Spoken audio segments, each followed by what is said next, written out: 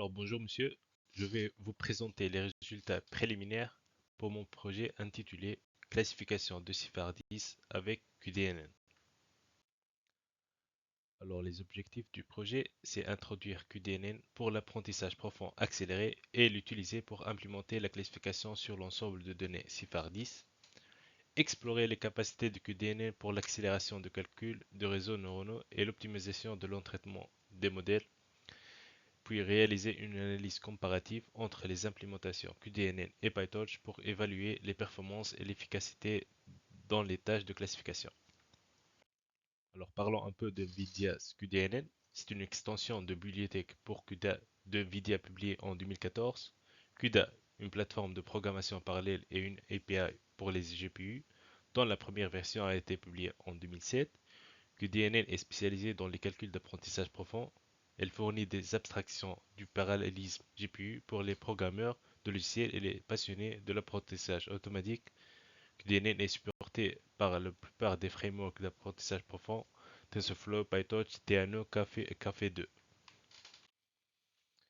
Alors pour ma classe de données, le CIFAR 10, c'est un ensemble de données qui se compose de 60 000 images couleur 32 x 32 pixels réparties en 10 classes. Des airplanes, des automobiles, bird, cat, deer, dog, frog, horse, sheep et truck.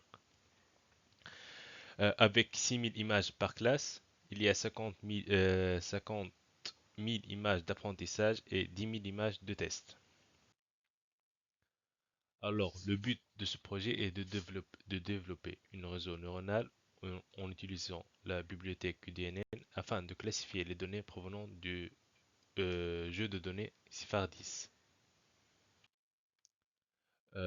Pour cela, voici des points importants sur le code que j'ai réalisé. Alors, les données du CIFAR 10 sont chargées à partir des fichiers binaires. Le CNN construit en utilisant le QDNN contient des couches de convolution, de normalisation, d'activation, de pooling, une couche entièrement connectée avec une fonction softmax pour la classification. Le modèle est entraîné sur plusieurs époques en utilisant 20 époques plus précisément en utilisant la descente de gradient stochastique avec un taux d'apprentissage décroissant. Les performances du modèle sont évaluées à chaque époque sur un ensemble de validations et les résultats sont affichés pour suivre la progression de l'entraînement. Le temps d'exécution de l'ensemble de processus est mesuré pour évaluer les performances de l'entraînement sur le GPU. Alors, ce code représente la construction d'un réseau neuronal convolutif utilisé pour la classification de CIFAR 10. Il comprend des couches de convolution, de normalisation, d'activation, de pooling et ainsi une couche entièrement connectée et une activation softmax pour la classification finale. L'utilisation de ces couches permet au réseau de capturer les caractéristiques importantes des images et les utiliser pour prédire efficacement les classes d'appartenance des d'images CIFAR 10. Alors, on commence par l'ajout des couches de convolution pour extraire les caractéristiques des images, des couches de normalisation pour stabiliser l'apprentissage et accélérer la convergence, une activation relue pour introduire la non-linéarité et capturer des relations complexes. On fait une répétition de ces couches avec plus de filtres pour apprendre des caractéristiques plus abstraites. Une couche de pooling pour réduire la dimensionnalité et les surjustements. Des couches supplémentaires pour augmenter la capacité du modèle. Une couche entièrement connectée avec 10 neurones de sortie pour représenter les classes de sortie, pour classifier les images, et une fonction d'activation pour améliorer la discrimination du modèle,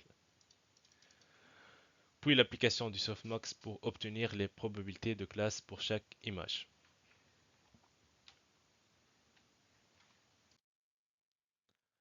Alors, comme vous voyez, la précision pour les résultats que j'ai obtenus, comme vous voyez, la précision s'est stabilisée sur 70, presque 70% dans le test set avec un temps d'entraînement de presque 5 minutes.